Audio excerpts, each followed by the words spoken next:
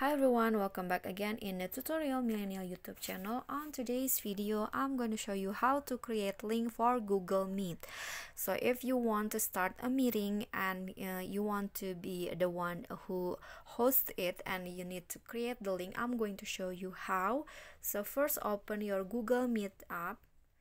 In this case, I'm using my phone to create the link, and then here you can just click on new meeting to create the link. Click on this, and then you can just click on get a meeting link to share, this one. Okay, so here's the link will pop up like this. You can copy the link and then send it to people that you want to meet with, for example your colleagues, your friends, your family, or etc.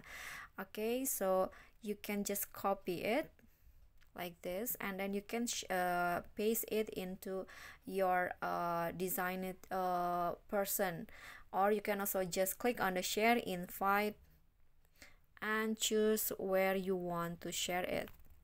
Okay, so this is the link that has been created by you.